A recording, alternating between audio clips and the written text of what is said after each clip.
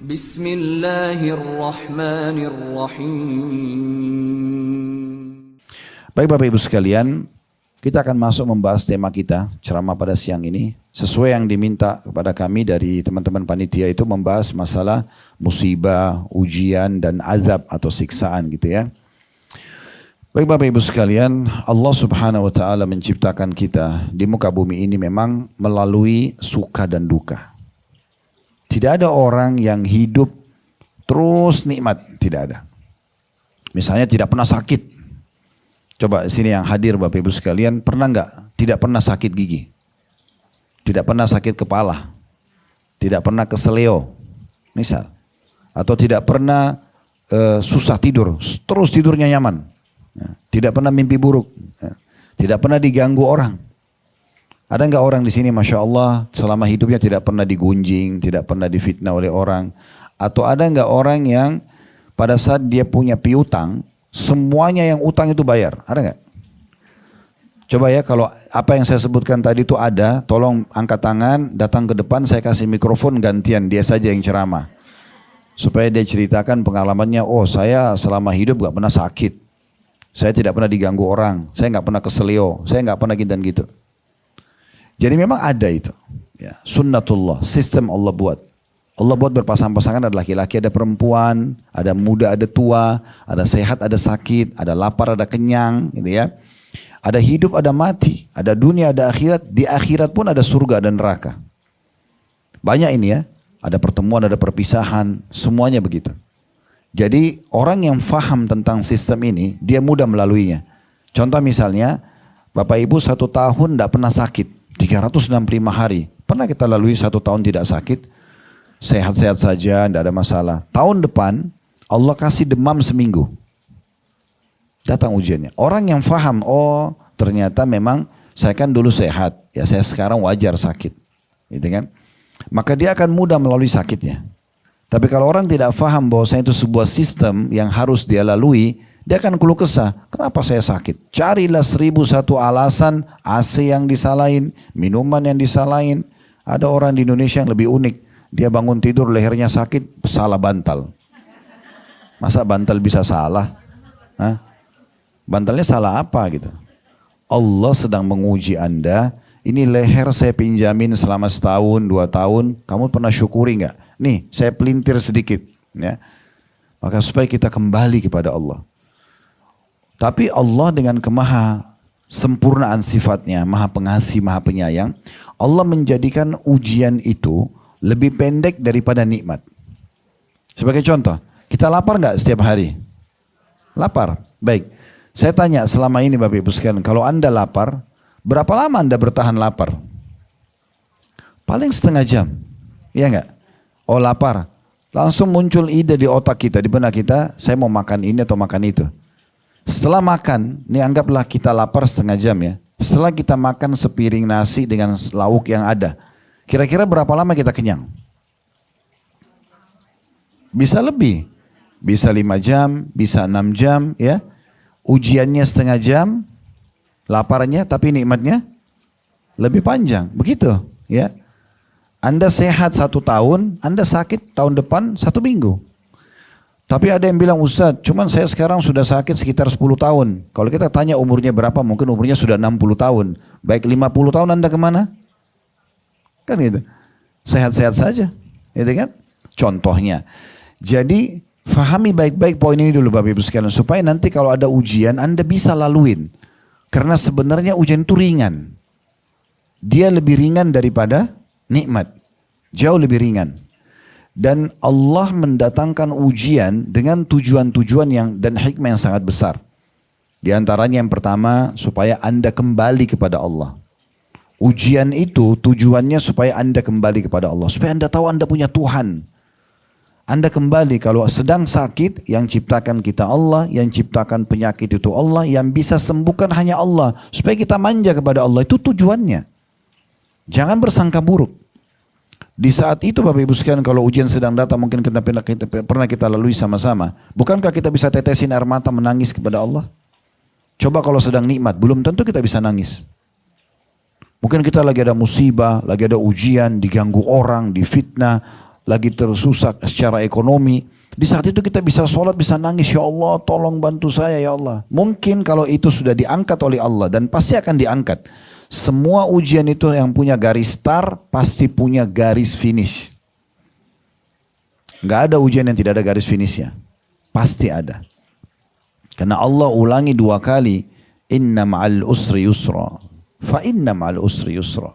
Pasti di setiap kesulitan ada kemudahan. Diulangi lagi. Yakinlah, pastikan di setiap kesulitan ada kemudahan. Berarti pasti ada garis finishnya. Cuma tinggal siapa yang berhasil bersabar sampai akhir. Orang kalau lomba lari maraton, capek memang. Udara panas, keringatan. Tapi yang juara yang bertahan, yang sabar. Kalau orang yang mengatakan, sudahlah biar capek, tidak penting, yang penting saya juara. Dia akan berhasil. Tapi kalau ada orang, aduh panas, capek, udah deh gak usah berhenti tengah jalan. Ya udah dia kalah. Nah seperti itu bentuknya ujian. Tolong difahami tahap demi tahap ini ya. Karena tujuan Bapak Ibu sekalian kita datang kajian seperti ini supaya membawa sebuah oleh-oleh pulang. Yang jadi prinsip dan pegangan hidup. Begitu memahaminya. Ujian ini bisa datang Bapak Ibu sekalian. Tentu yang pertama tadi saya bilang karena Allah ingin kita kembali kepadanya. Dalam ayat Al-Quran Allah mengatakan la'allahum yatadarra'un. Semoga mereka bisa kembali kepada Allah. Hal yang lain yang kedua adalah kita jadi faham bahwasanya kita ini makhluk. Kita ini ciptaan Allah. Kita punya batas. Ya. Bayangkan Bapak Ibu sekalian kalau kita nggak pernah sakit. Pernah lihat gak orang yang suka marah-marah sama orang. Merendahkan orang lain. Kenapa? Karena dia lagi sehat itu. Orang kalau sakit gak marah-marah itu. Ternyata dengan dia sakit, Allah buat dia berhenti dari kesombongannya. Allah buat dia menyadari kelemahannya sebagai manusia. Orang yang berani marah-marah sama orang, menindas, itu karena dia masih dalam kondisi sehat. Begitu dia sakit, berhenti semuanya. Sekarang Bapak Ibu sekalian, kalau ada seseorang divonis oleh dokter, kayaknya penyakit Anda sudah gak bisa sembuh. Anda sekitar 2 jam lagi sudah akan mati. Misal, sekaya apapun dia, ya, sesempurna apapun fisiknya, setinggi apapun nasabnya, jalur keturunannya dan jabatannya, kalau ada yang datang, Pak, Bu, ada tetangga itu yang sedang memfitnah Anda. Kira-kira dia masih mau balas saat itu? Sakit itu memberhentikan orang dari itu. Coba kalau lagi sehat, mana itu? Berantem dia. Ternyata itu hikmah luar biasa. Menyadarkan kita ini makhluk. Jangan sampai melampaui batas, itu ujian. Supaya kita sadar, gitu loh. Kita punya batasan. Ya. Apa yang kita rasakan di saat kita sedang lemah, di saat kita sedang sakit, itu sebenarnya harusnya menjadi pegangan hidup sampai kita meninggal. Kita merendah, kita baik sama orang, tidak menindas. Itu karena kalau lagi sehat terus, itu bahaya sekali. Kita bisa lost control. Bahaya sekali.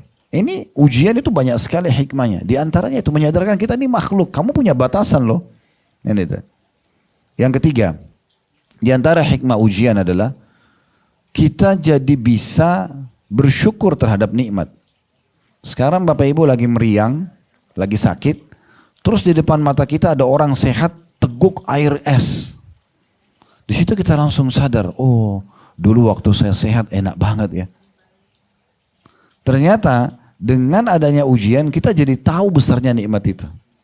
Bukankah dengan lapar kita jadi tahu nikmatnya makanan? Bukankah dengan haus kita tahu nikmatnya minum? Bukankah dengan capek kita jadi tahu nikmatnya istirahat? Kan gitu. Kalau ada orang, Bapak Ibu sekalian, lapar, maka dia akan tahu nilainya makanan itu. Dia akan tahu nilainya makan. Dia akan berusaha makan dan menghilangkan laparnya. Kalau orang haus, kita lagi puasa misalnya. Terus kita haus sekali, begitu azan buka puasa nyaman banget tegukan demi tegukan itu ya. Tapi kalau kita lagi tidak haus kan biasa-biasa aja. Bahkan kalau tidak lapar, tidak haus sisanya Bapak Ibu mau makan minum apa? Apa ya? Masih berpikir dan memilih. Tapi kalau kita lapar dan haus itu luar biasa. Gitu kan. Sama juga dengan orang kalau dari pagi tidur terus sampai malam. Begitu tiba malam, disuruh tidur lagi dia nggak bisa tidur. Tapi kalau ada orang aktivitas capek banget dari pagi sampai malam, begitu tidur 2 jam, 3 jam saja enaknya luar biasa. Makanya saya biasa sampaikan di pengajian, oleh karena itu mulai sekarang, kalau lapar, kalau haus, kalau capek, jangan pakai adu. Aduh lapar, aduh capek. Alhamdulillah lapar. Karena lapar itu yang membuat kita nikmatin makanan itu. Alhamdulillah haus. Alhamdulillah capek, alhamdulillah sakit. Gak apa-apa, syukuri. Ya. Dinukil dalam sebuah riwayat Nabi Muhammad SAW, Bapak Ibu sekalian rahimani rahimakumullah, itu kalau sedang ada nikmat, beliau mengucapkan alhamdulillahilladzi bi ni'matihi tatimmus shalihat. Segala puji dan puja kehadirat Allah yang semua kebaikan tersempurnakan dengan izinnya. Tapi kalau ada ujian, Nabi juga bilang alhamdulillahi ala kulli hal. Segala puji dan puja kehadirat Allah dalam setiap keadaan. Nabi tahu ujian ini datang semua dengan kasih sayang Allah. Semua dengan kebaikan dari Allah. Allah mau menyadarkan kita, Allah mau kita menilai nikmat tersebut. Ya. Selanjutnya yang keempat, Bapak Ibu sekalian, kita jadi punya rasa kepedulian. Misalnya kita lagi tidak diuji, tapi orang lain sedang diuji. Dengan adanya ujian itu, muncullah solidaritas. Perasaan ingin bantu orang lain, kasihan ya. Kasihan anaknya sakit, kasihan dia jatuh, kasihan dia begini. Kita kalau lagi jalan ada orang tabrakan, spontan kita langsung datang mau bantu dia. Ujian itu membuat manusia satu sama yang lain saling kenal, muncul solidaritas, saling bantu membantu. Itu memang begitu karena kita ini makhluk sosial. Manusia itu tidak bisa hidup sendiri. Kita harus hidup bersama-sama, gitu ya. Makanya agama Islam adalah agama yang mendidik dan mengajar kita untuk bersosialisasi. Nah, seperti itu. Allah kekalkan dalam Al-Quran, dalam surah Al-Baqarah, surah nomor 2 ayat 155, tentang adanya ujian. Mau nggak mau harus datang kepada kita. Al-Baqarah 155, bunyinya walanabluwannakum bisyai'im minal khawfi wal ju'i wa naqsi minal amwali wal anfusi wal thamarat wa basyiris sabirin. Allah mengatakan pasti kami uji kalian. Tidak bisa orang luput dari itu. Dengan sedikit dari rasa takut. Pasti dalam hidup kita ada rasa takut. Kalau kita lapar, takut kelaparan, takut kecapean, gitu-gitu. Rasa takut sampai hal yang besar. Takut pada kejahatan orang, takut kehilangan harta, takut tidak sembuh dan seterusnya. Allah bilang, kami akan uji kalian dengan itu. Tapi sedikit saja. Yang penting diuji, kalian sabar gak gitu ya. Juga sedikit dari rasa lapar. Tadi kita kasih contoh. Lapar, iya. Tapi kita begitu masak atau kita dapat makanan setelah selesai, kita bisa kenyangnya lebih panjang daripada laparnya. Juga kekurangan daripada harta. Tidak ada orang investasi, semuanya untung. Ada saatnya dia turun rugi. Saya bilang tadi tidak ada semua orang mengutangkan pada orang, semuanya orang bayar. Ada ujiannya. Mungkin dari 10 orang, 5-6 orang bayar, ada 4 tidak bayar. Ya, gitu ya. Bahkan kadang-kadang kita sudah baik-baik pinjamkan, begitu kita nagih dia lebih galak gitu ya. Itu bisa terjadi, ujian dari Allah SWT. Kemudian juga kekurangan jiwa. Ada mungkin orang yang kita cintai, orang tua kita meninggal, pasangan kita meninggal, anak-anak kita meninggal. Memang begitu kehidupan dunia. Lalu Allah bilang, dan juga dari hasil panen buah-buahan. Ya. Maka sampaikan berita gembira kepada orang-orang yang sabar. Nah gitu. Jadi sabar saja. Kalau ada yang tanya, Ustadz sabar itu apa?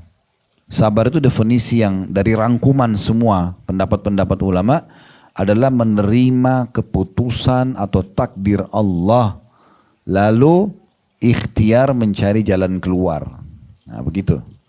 Jadi kalau misalnya kita bangun tidur, flu, demam. Tadinya tidur malam gak sakit.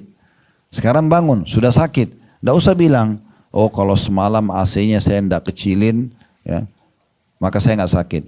Ya. Oh kalau semalam tidak hujan, saya nggak sakit. Oh semalam kalau saya pakai selimut, saya nggak sakit. Cari 1001 alasan untuk menyalahkan kenapa dia sakit. Keliru ini. Yang datangkan sakit itu Allah. Biar kita sehat bisa sakit tiba-tiba. Biasa kita lagi sehat-sehat jalan tiba-tiba beringus. Tiba-tiba kita sakit kepala. Ya, itu bisa terjadi. Jadi kalau sudah terjadi, kata Nabi SAW, katakan qadarallahu wa ma syaa fa'al. Allah sudah takdirkan dan Allah melakukan apa yang dia inginkan. Ya. Kemudian Nabi mengatakan jangan pernah kalian membuka pintu kalau seandainya. Karena kalau seandainya membuka pintu syaitan. Kalau seandainya saya begini dan begitu. Kalau saya semalam tidak nginap di rumah mertua saya, mungkin tidak cekcok. Sudah terjadi. Gak ada urusannya.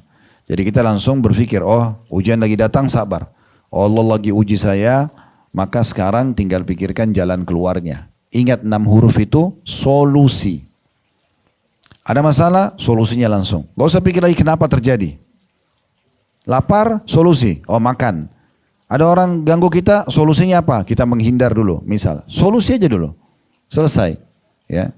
Bahkan para sahabat Nabi di Mekah, ini saya kalau baca berulang-ulang riwayat ini, selalu saya termenung gitu dan berpikir, luar biasa iman mereka gitu. Pada saat Sumayyah radhiyallahu anha, wanita mulia yang pertama, wanita pertama mati syahid dalam Islam ya. Kalau Bapak Ibu Allah karunia anak atau cucu, ada perempuan, jangan lupa nama ini ya.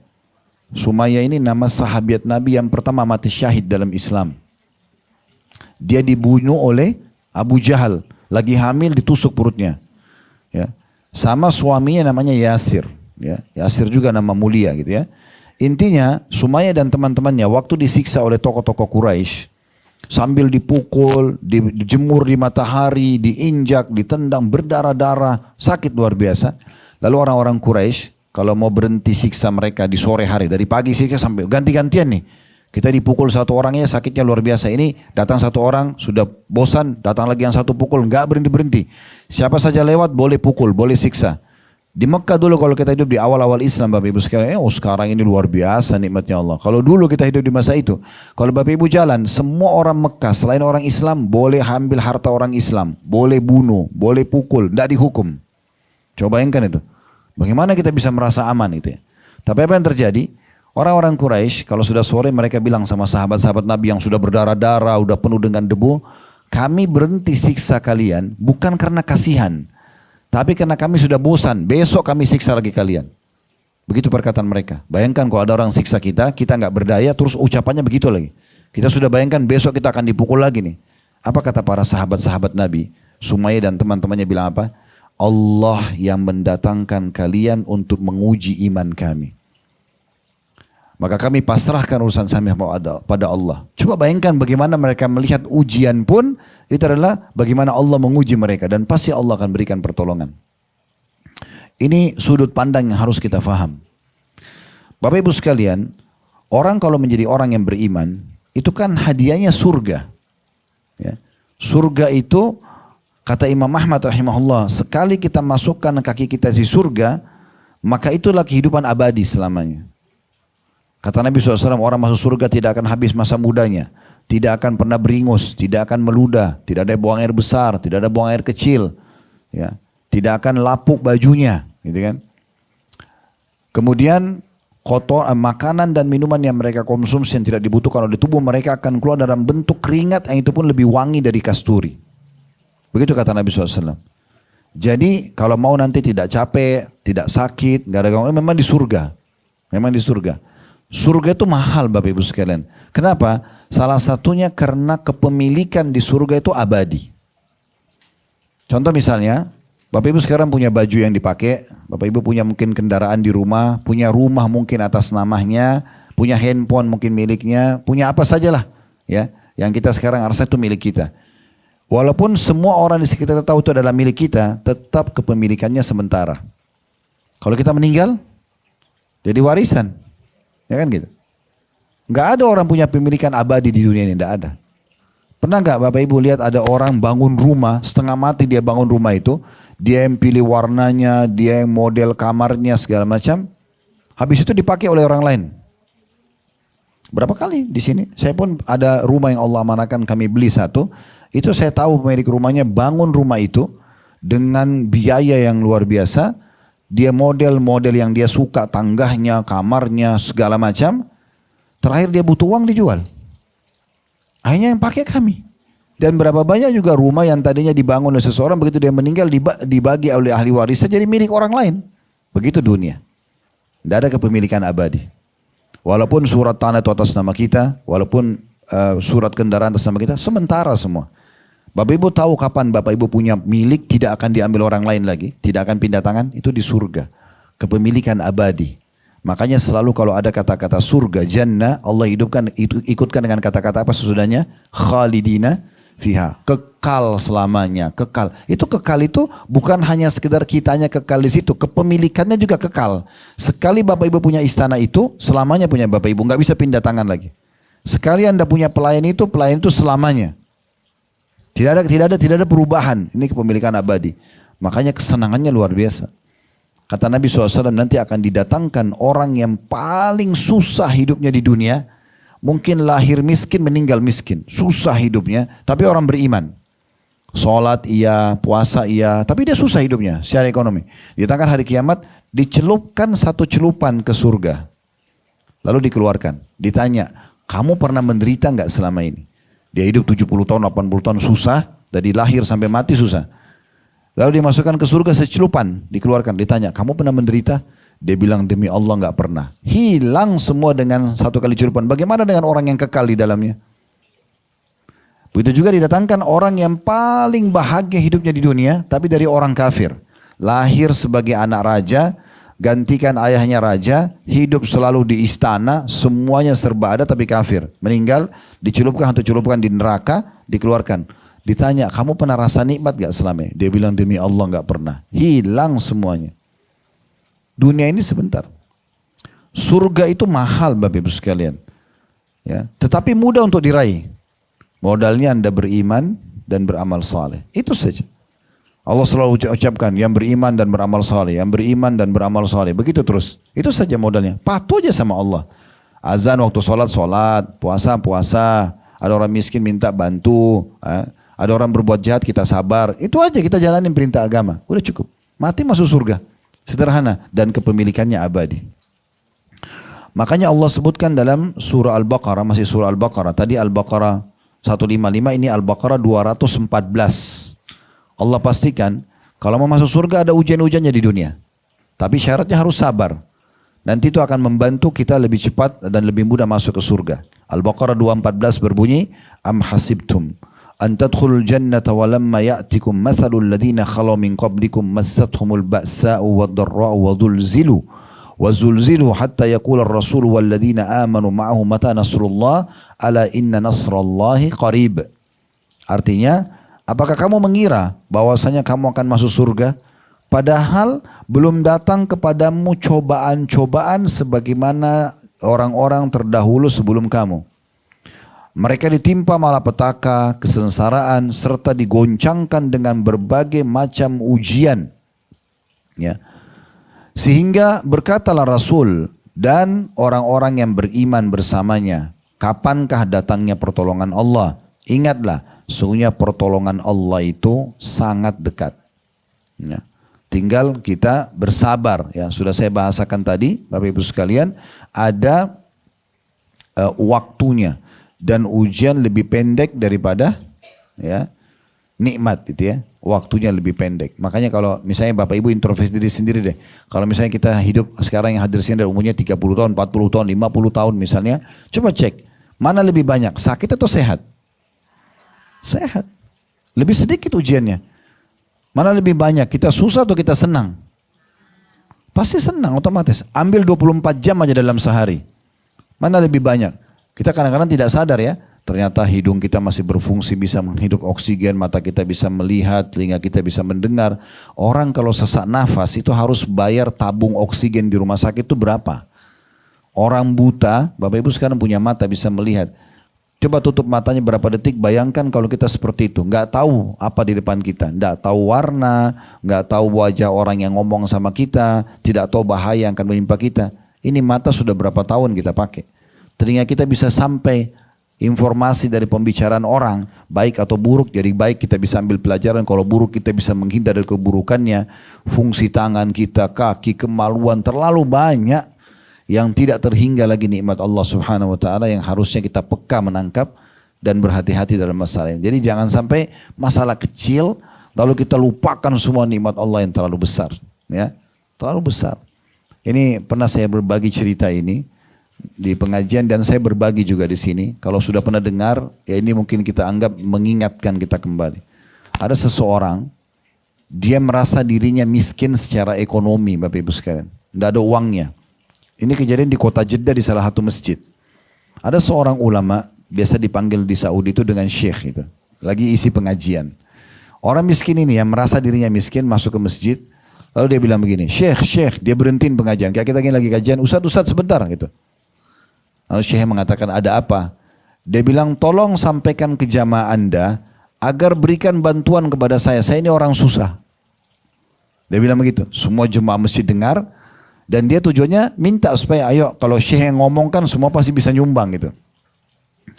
Maka Syekh ingin memberikan pelajaran pada orang tersebut dan kepada jemaah semua. Dan subhanallah saking tulusnya mungkin Syekh itu sampai hari ini saya sampaikan pun di ceramah kita. Ya mungkin ribuan orang bisa menonton di online selain Bapak Ibu yang hadir di sini tentunya. Syekhnya mengatakan, kamu itu orang kaya. Orang ini karena dia rasa dirinya miskin, dia heran. Dia mengatakan, saya orang miskin. Kata syekhnya, kau orang kaya. Orang itu bilang, demi Allah saya orang miskin. Dia sumpah atas sama Allah, karena dia tahu dirinya. Lalu syekhnya mengatakan, demi Allah kau orang kaya. Dia bilang, Syekh, bagaimana anda tahu keadaan saya dan anda berani sumpah atas sama Allah kalau saya orang kaya? Kata syekhnya apa? Mau nggak saya hitung kekayaan kamu? Dia bilang, tentu saja. Karena dia tahu dia tidak punya harta menurut dia. Syekhnya bilang, berapa jari-jari tanganmu? Dia bilang 10.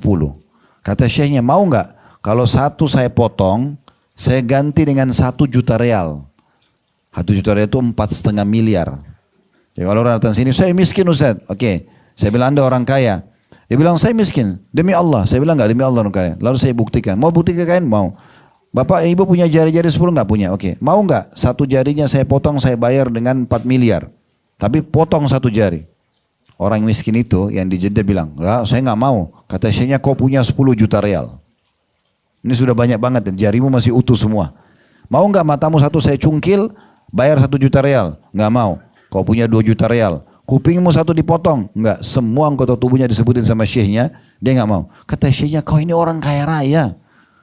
Kaya raya, kamu ini tubuh masih sehat, tinggal keluar cari rezeki. Kenapa harus mengemis? Gitu.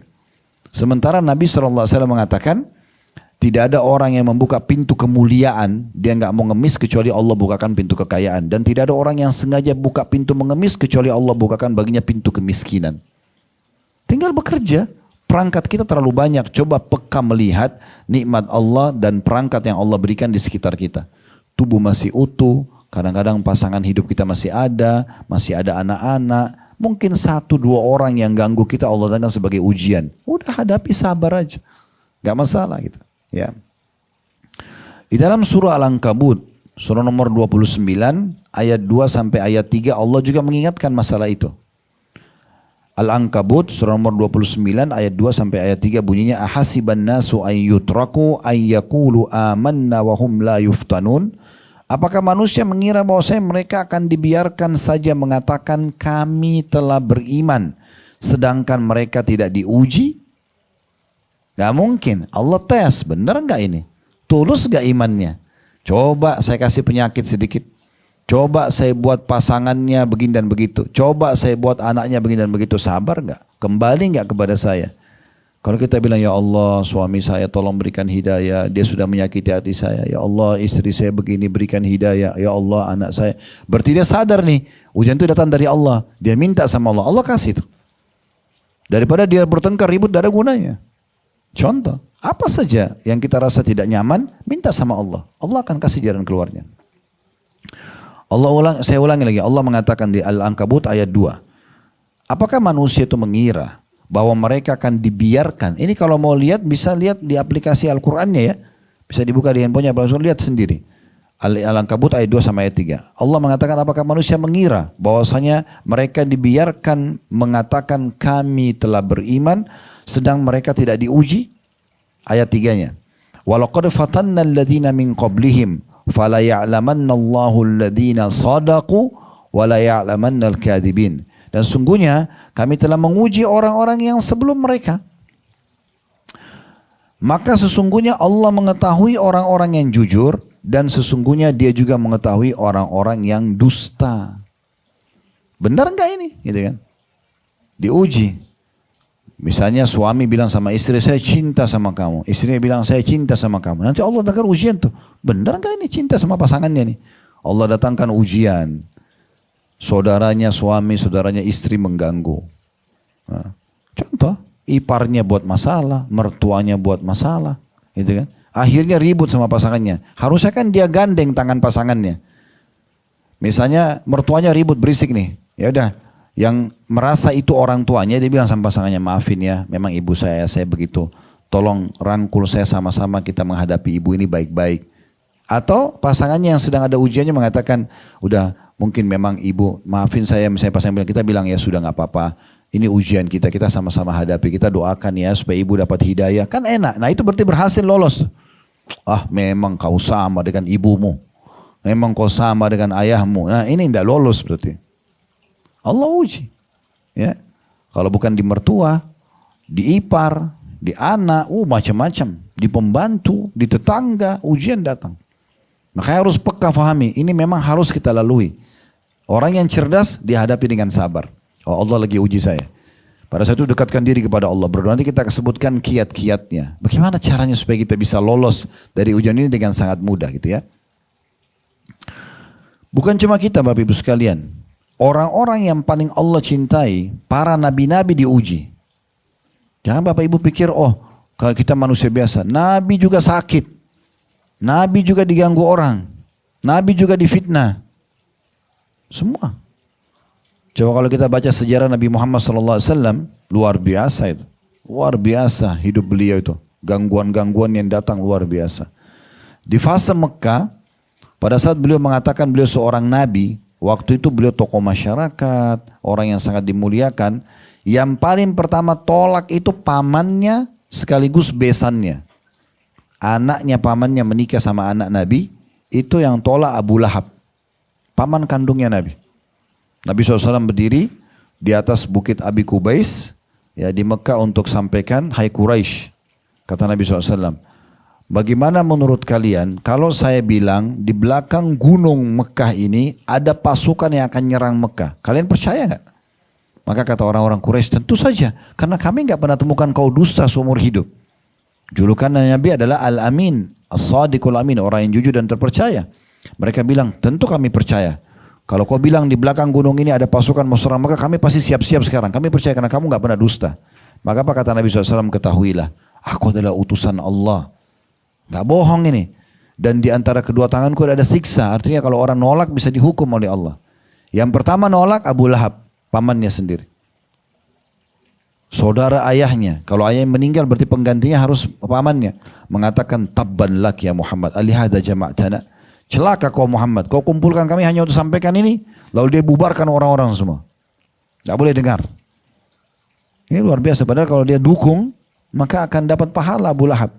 Tapi ujian datang. Nabi SAW sabar. Sabar.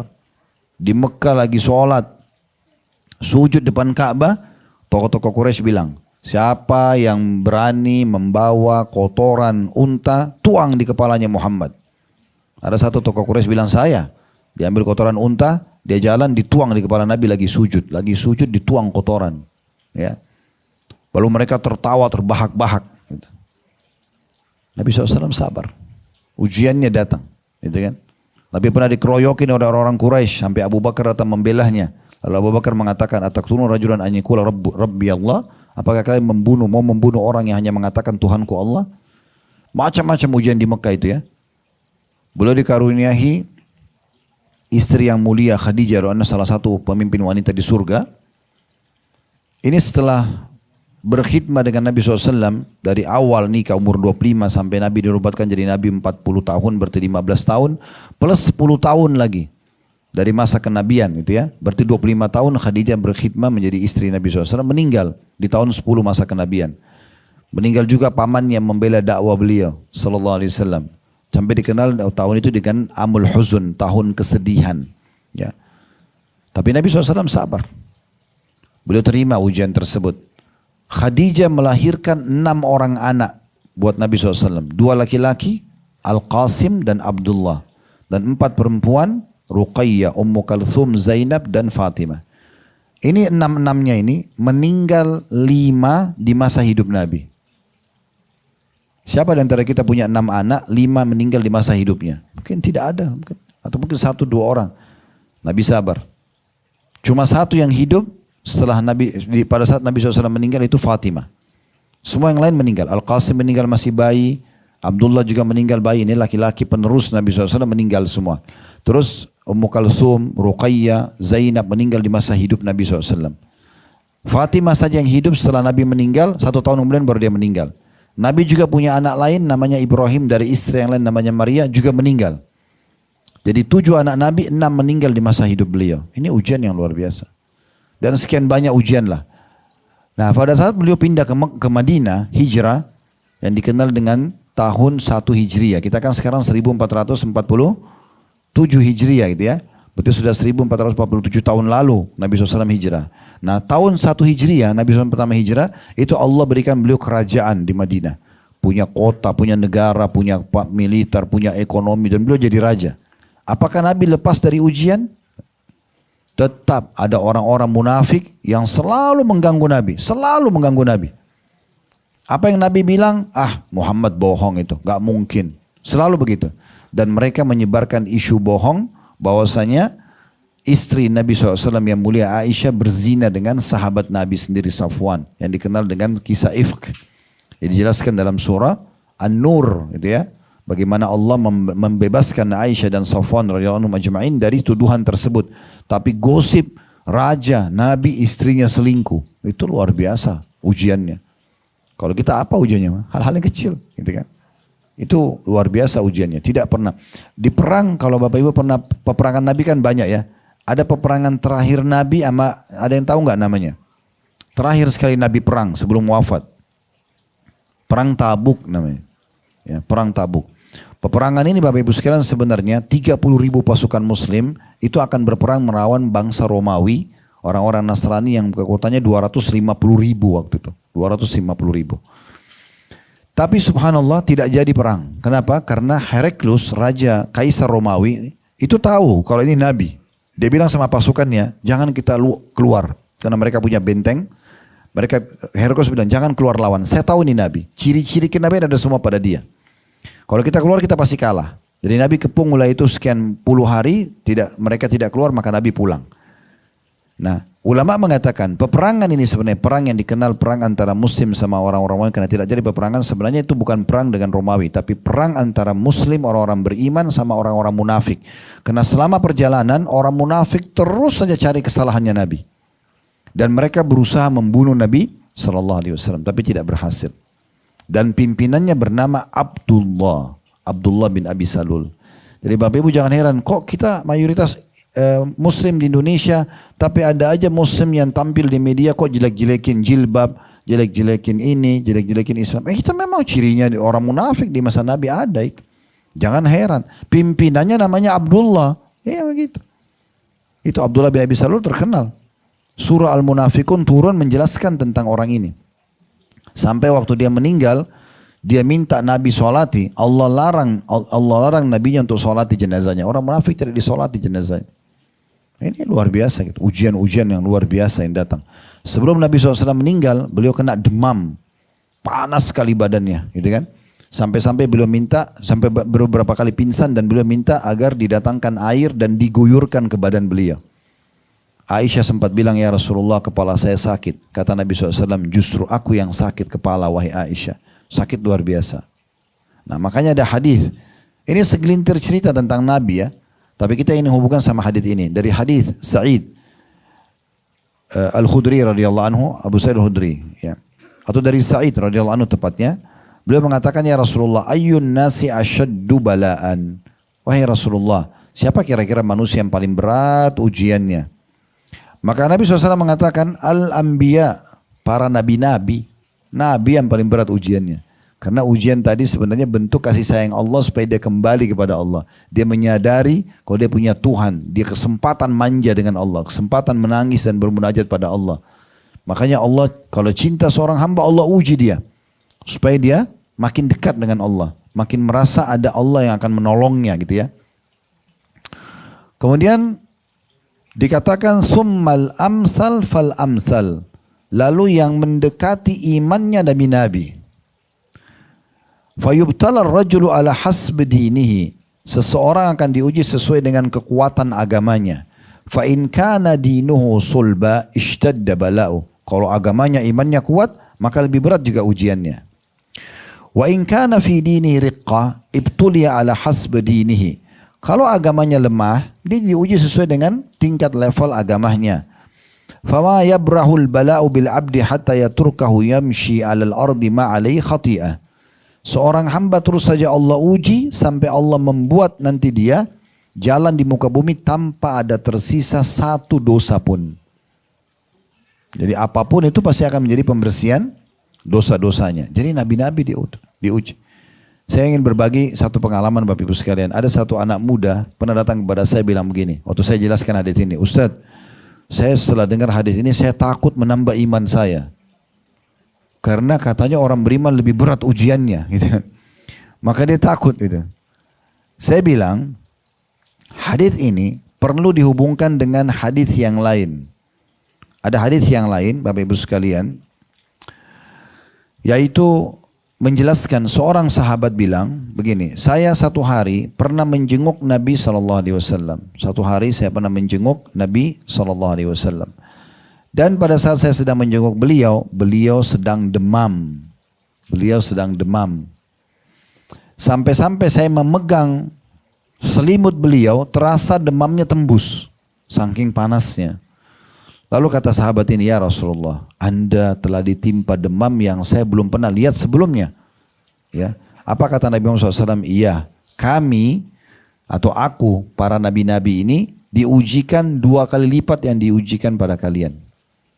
Jadi maksudnya kalau kita ini manusia normal bukan nabi, demamnya 40 derajat aja sudah dirawat di rumah sakit, nabi bisa 80. Ya, demamnya luar biasa. Itu nabi. Kan bisa saja Allah kasih nabi tanpa demam. Tapi Allah datangkan. Sahabat ini tanya lagi begini, ya Rasulullah, kalau Anda diuji 2 kali lipat begini, apakah berarti pahala Anda juga double? Kata Nabi, iya. Tentu saja. Tentu saja. Ya. Di dalam hadis yang lain, inna idhamal ajri ma'idhamil bala. Sesungguhnya besarnya kadar balasan pahala sesuai dengan besarnya ujian. Sesuai dengan besarnya ujian. Ya. Jadi yang dimaksud dari hadis ini Bapak Ibu sekalian, bukan berarti Anda kalau kuat imannya Allah akan datangkan ujian yang tidak menimpa orang lain, bukan. Contoh misalnya, si A sama si B. Si A ini kalau kita ambil angka 1 sampai 10, imannya dia di angka 8 misalnya. Si B ini imannya di angka 5. Bisa ditangkap perumpamaan ini ya. Saya ulangi, si A ini sama si B dua-duanya beriman. Tapi si A ini level imannya, kalau kita angka 1 sampai 10, dia angka 8. Si B angkanya cuma 5. Ujiannya lebih berat yang mana? Yang A. Misal dua-duanya demam. Yang B, misal 3 hari sudah sembuh. Yang A, 6 hari baru sembuh. Artinya ujian jenisnya sama, sakit sama, tapi lebih lama sedikit sembuhnya. Tujuannya untuk apa? Untuk membersihkan dosa-dosanya, untuk mengangkat derajatnya, supaya dia lebih banyak berdoa. Ada hadis unik sekali dalam masalah doa Bapak Ibu sekalian. Saya kalau merenung hadis ini lagi, setiap ada ujian maka lebih dinikmati gitu ya. Karena kata Nabi SAW, kalau Allah mendengar doa yang indah dari seorang hamba, Allah terlambatkan jawabannya. Saya Bapak Ibu bilang, ya Allah, zat yang aku imani sebagai pencipta, zat yang aku yakin sedang melihatku, yang menciptakan langit, menciptakan manusia, jin. Kita puji-puji Allah gitu ya. Kalau kita baca salawat pada Nabi SAW, kita mengatakan, ya Allah, engkau telah menguji hambamu dengan penyakit, sembuhkanlah. Kita manja banget sama Allah. Kata Nabi SAW, kalau Allah dengar doa yang indah dari seorang hamba, Allah terlambatkan jawabannya. Bukan Allah tidak dengar. Untuk apa Allah terlambatkan? Kata Nabi SAW, agar hamba tersebut tetap dalam doanya. Sekarang Bapak Ibu kalau lagi sakit nih, ya Allah sembuhin, sembuh detik itu. Kira-kira masih berdoa? Sudah berhenti. Tapi kalau Allah biarkan 3 hari, 1 minggu, kan kita berdoa terus. Nah kalau kita lihat besarnya pahala doa itu, kita berharap nanti di akhirat seumur hidup kita sakit. Karena besarnya pahala. Jadi yakinlah Bapak Ibu sekalian, Allah sedang melihat, Allah sedang mendengar, sabar aja. Tidak usah berkeluh kesah. Anda kalau keluh kesah, Anda sedang keluh kesahkan Tuhan Anda, Allah. Ya, ada seorang salaf dulu, mendengar anak muda keluh kesah terus. Semua salah depan matanya. Ada orang gitu, begitu kita ketemu sampai kita berpisah, semuanya salah. Suaminya salah, istrinya salah, pembantunya salah, makanan, sendalnya, semua salah semua. Ya, gak ada syukurnya sama sekali. Semuanya salah. Ada satu ulama dulu di zaman tabi'in, dia melihat ada satu anak muda keluh kesah begitu. Lalu dia dekatin, dia mengatakan, wahai anak muda, apakah kamu ingin mengeluhkan Tuhanmu kepada manusia? Yang sedang uji kamu ini Allah. Lalu orang soleh ini mendekatkan matanya mengatakan, apa kau lihat mataku ini? Mataku ini sudah 40 tahun tidak melihat nih. Tapi tidak ada yang tahu, aku tidak keluhkan, aku anggap ini ujian dari Allah dan aku coba mengejar pahala sabarnya. Terus Ustaz, apakah kalau saya sakit kan saya nggak boleh ke dokter? Boleh, konsultasi boleh. Tapi jangan sampaikan ke semua orang. Ada orang flu satu kampung tahu kalau dia flu. Seakan-akan dia mengeluh, lihat nih Allah uji saya. Dia kenapa keluhin Allah? Kalau kepada ahlinya nggak apa-apa. Konsultasikan gitu ya. Datang ke dokter, dok dan konsultasi ya, dok saya sakit kepala sudah 3 hari, apa obatnya? Itu konsultasi namanya. Nggak boleh curhat, jangan curhat. Dok saya mau cerita dulu ya. Saya sebenarnya 1 bulan lalu nggak sakit sih. Cerita panjang lebar ujungnya cuma sakit kepala 3 hari. Kenapa nggak to the point aja? Ada masalah suami istri, masalah dengan anak, mau tanya hukum agama, datang ke ustadz. Tanya, ustadz konsultasi ya.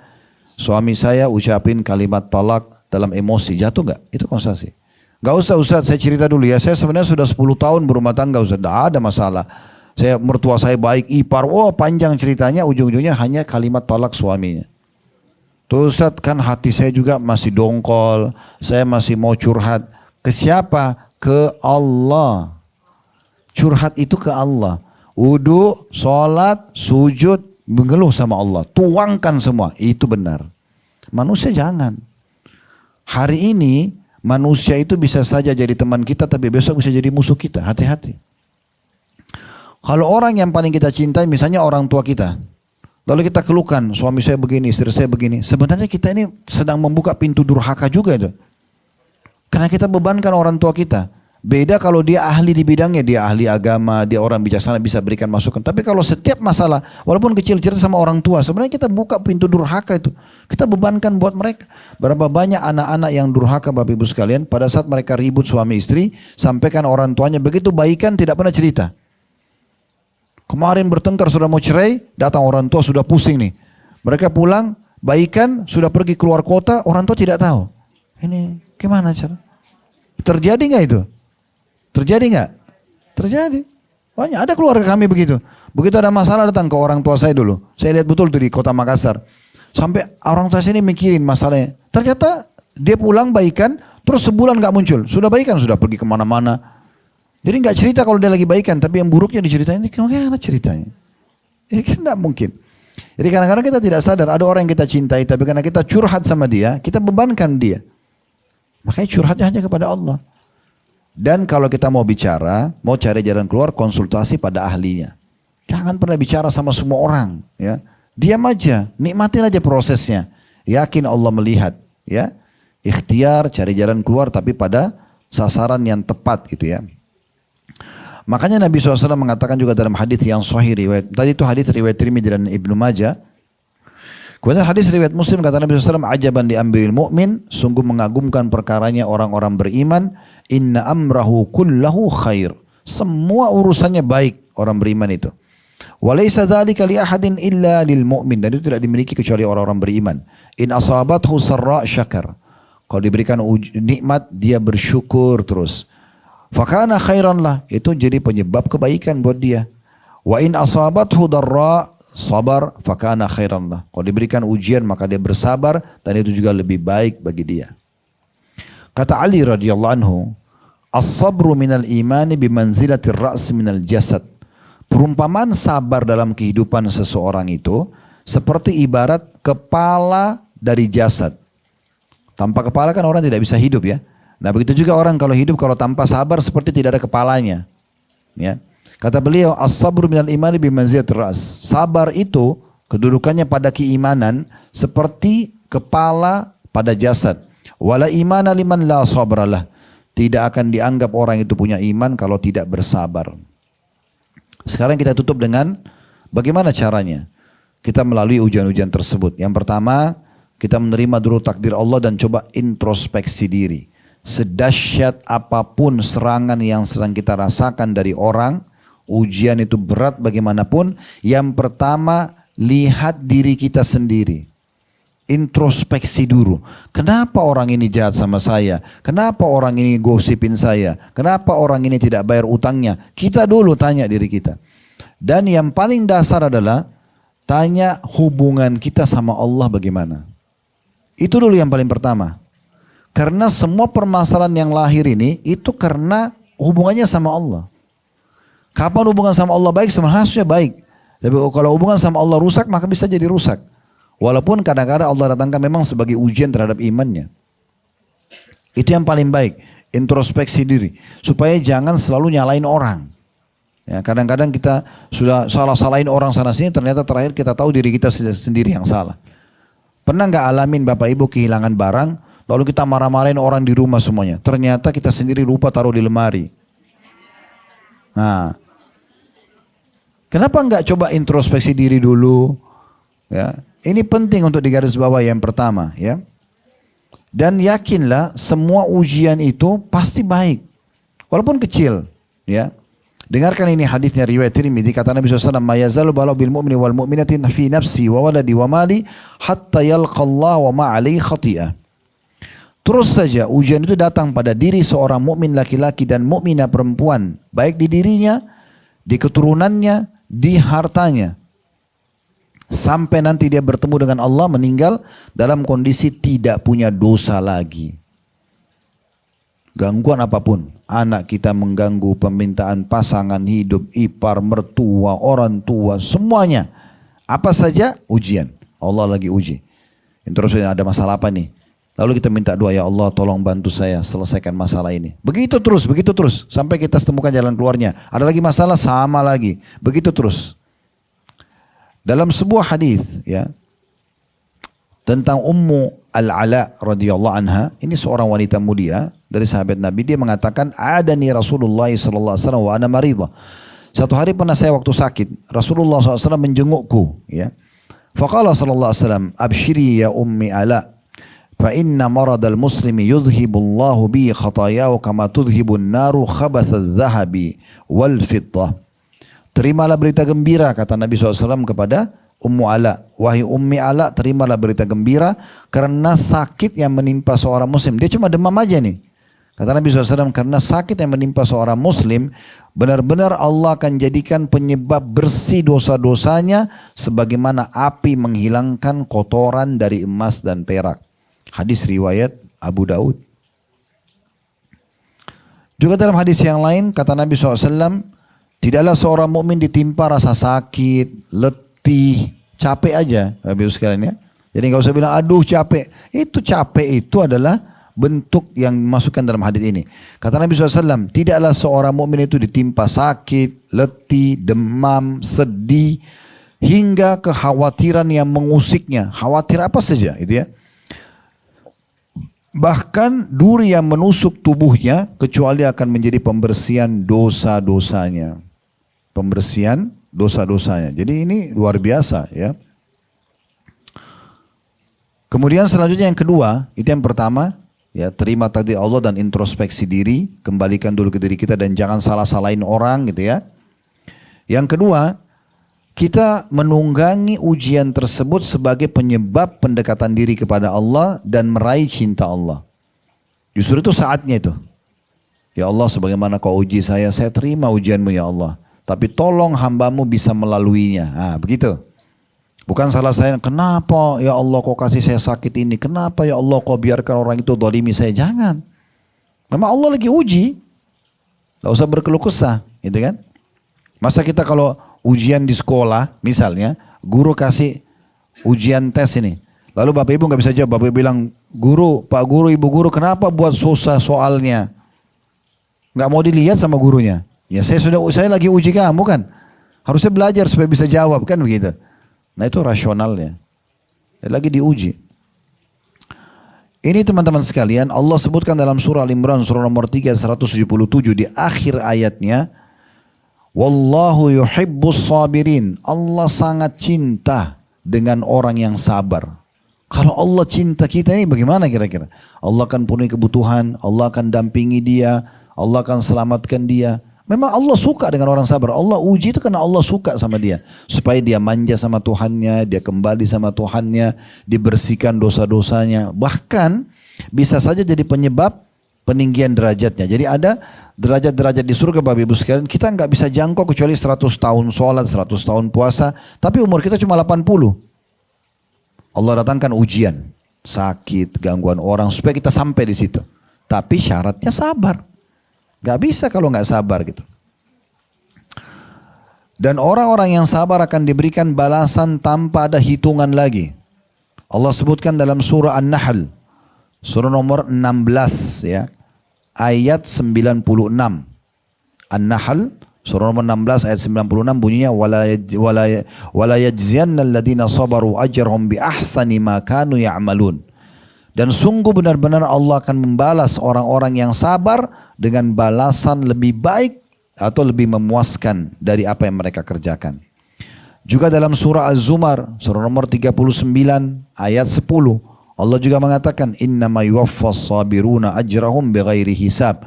Sungguhnya orang-orang yang sabar itu benar-benar akan mendapatkan balasan tanpa ada hitungan lagi.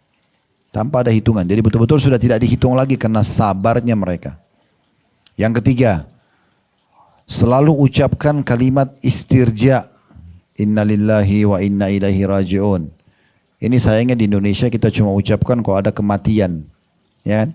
Padahal sebenarnya kalau kita mau keluar rumah, cuacanya tiba-tiba hujan deras, tidak jadi keluar. Innalillahi wa inna ilaihi raji'un. Mau pakai baju, bajunya belum siap. Mau makan, makanan belum siap. Hal yang kecil pun selalu ucapkan innalillahi wa inna ilaihi raji'un. Ya. Ini kalau orang tidak faham, nanti kalau Bapak Ibu pas kesentuh kakinya batu, innalillahi, siapa yang meninggal? Ya. Padahal sebenarnya karena dia tidak faham, dia belum faham. Kalimat istirja ini, semua musibah atau ujian sekecil apapun dianjurkan untuk diucapkan.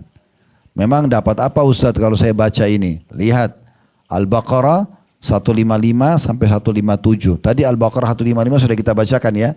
Wala nabluwannakum bisyai'in minal khawfi wal ju'i wa naqsin minal amwali wal anfusi was thamarati wabashshiris sabirin.